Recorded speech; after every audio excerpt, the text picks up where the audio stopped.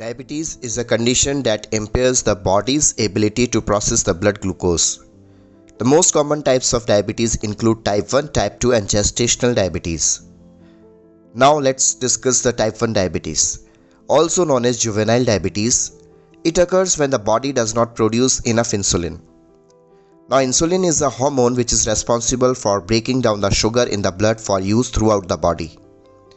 A person living with type 1 diabetes may be diagnosed during the childhood.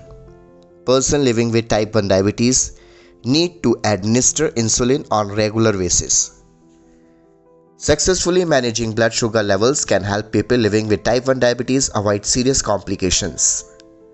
Now some common complications include ketoacidosis, nerve damage, issues with the eyes, increased risk of skin infection, issues with the kidneys, cardiovascular disease, foot problems including numbness, high blood pressure, stroke.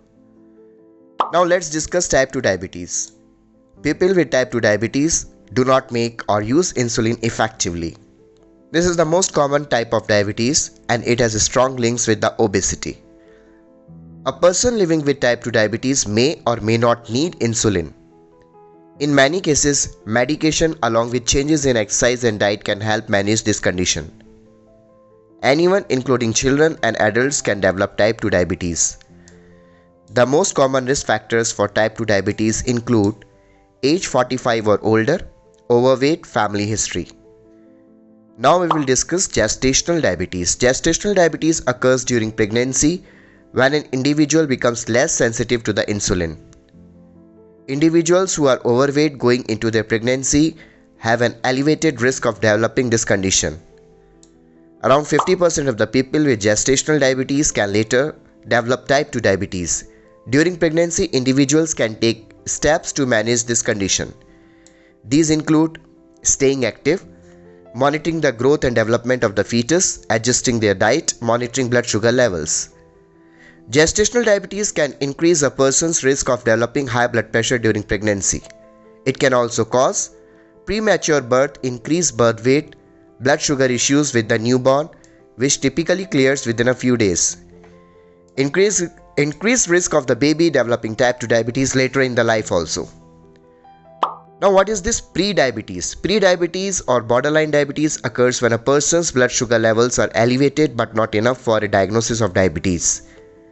An individual must meet the following criteria: glucose tolerance levels of 140 to 199 milligrams per deciliter, an HbA1c test result of 5.7 to 6.4%, fasting blood sugar levels between 100 to 125 mg per deciliter. People living with pre-diabetes have a high risk of developing type 2 diabetes, but they do not usually experience the symptoms of full diabetes. The risk factors for a person developing pre-diabetes and type 2 diabetes are similar.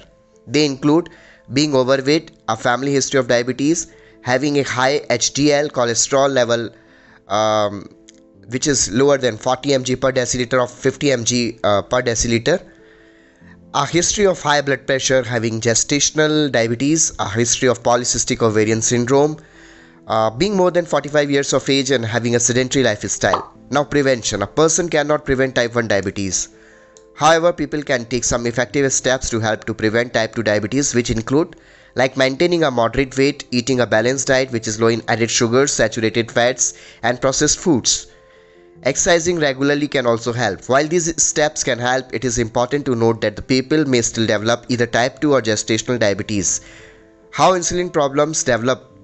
Let us know. Insulin allows the glucose from a person's food to access the cells in the body to supply the energy. Insulin resistance is usually result of: first, a person has genes or an environment that make it more likely for them to be unable to produce enough insulin to cover how much glucose or sugar they eat. Then second, the body tries to make extra insulin to process the excess blood sugar. Third, the pancreas cannot keep up with the increased demands and the excess blood sugar starts to circulate in the blood, causing the damage. Fourth, over time insulin becomes less effective at introducing glucose to cells and blood sugar levels continue to rise. With type 2 diabetes, insulin resistance takes place gradually. This is why doctors often recommend making lifestyle changes in an attempt to slow or reverse this cycle. Now exercise and dietary tips. Steps a person can take to stay healthy with diabetes include: first, eating a diet which is high in fresh, nutritious food including whole grains, fruits, vegetables, lean proteins, low-fat dairy products and healthy fat sources such as nuts. Avoiding high sugar foods that provide empty calories or calories that do not have other nutritional benefits such as sweetened sodas, fried foods and high sugar desserts. Refraining from drinking excessive amount of alcohol or keeping intake to less than 1 drink a day for females or 2 drinks a day for males. Engaging in at least 30 minutes of exercise per day on at least 5 days of the week, such as walking, aerobics, riding a bike or swimming. Recognizing signs of low blood sugar when exercising include like dizziness, confusion, weakness and profuse sweating. Some people can also take steps to reduce their body mass index if needed, which can help those with type 2 diabetes manage the condition without even medications. Now, using insulin. All people living with type 1 diabetes and some people living with type 2 diabetes need to administer insulin to keep their blood sugar levels from becoming too high. Various types of insulin are available nowadays, and most are grouped by how long their effect lasts. These are rapid acting, short acting, intermediate acting, long acting and mixed insulins.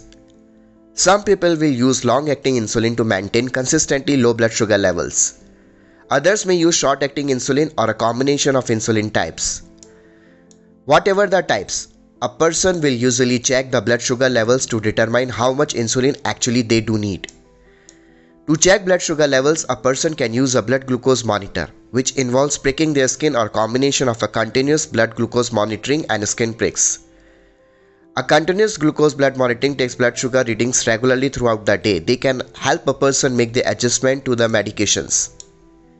Self-monitoring is the only way a person can find out their blood sugar levels, assuming the level from any physical symptoms that occur may be dangerous unless a person suspects extremely low sugar and thinks they need a rapid dose of the glucose. How much is too much? Now, insulin helps the people living with diabetes live an active lifestyle. However, it can lead to serious side effects, especially if a person administers it too much. Excessive insulin can cause hypoglycemia or extremely low blood sugar and lead to nausea, sweating and shaking. It is essential that people measure insulin very carefully, adjust their medications based on their needs and eat a consistent diet that helps to balance blood sugar levels as much as possible. Then other medications. In addition to insulin, other types of medication are available that can help people manage this condition. Metformin, prescribed in type 2 diabetes, it contributes to lowering the blood sugar level, making insulin more effective. Then SGLT2 inhibitors and GLP-1 receptor agonists, prescribed in patients with atherosclerotic cardiovascular disease, chronic kidney disease. These are sodium glucose cotransporter SGLT2 inhibitors or glucagon-like peptide GLP-1 receptor agonists. For those with atherosclerotic cardiovascular disease and high risk of heart failure, the guidelines advise SGLT2 inhibitors. GLP-1 receptor agonists work by increasing the amount of insulin the body produces and decreasing the amount of the glucose that enters the bloodstream. It is an injectable medication. People may use it with metformin or even alone. Side effects include GI problems such as nausea and loss of appetite. SGLT2 inhibitors are drugs that are used for lowering the blood sugar levels. They work separately from insulin and may be useful for people who are not ready to start using insulin. People can take it by mouth. Side effects include high risk of urinary or genital infections and ketoacidosis. Self-monitoring tips. Self-monitoring blood sugar level is vital for effective management, and actually it can help to regulate the meal scheduling, physical activity and when to take medications including insulin. While self-monitoring of the blood glucose machines vary, they will generally include a meter and test strip for generating the readings. It will also involve using a lensing device to prick the skin for obtaining a small quantity of the blood. While diabetes is manageable, its complications can severely impact daily living, and some can be even fatal if not treated immediately. Now let's discuss the complications of diabetes, which includes dental and gum diseases, eye problems, sight loss, foot problems including numbness leading to ulcers and untreated injuries and cuts, heart diseases, nerve damage such as diabetic neuropathy, stroke, kidney disease. Kidney disease can lead to water retention when the body does not dispose of water correctly, difficulties with bladder control and kidney failure. For those who are living with type 1 diabetes, administering insulin is the main way to help them to manage this condition. For type 2 diabetes, mainstay is just diet and exercise and controlling the weight.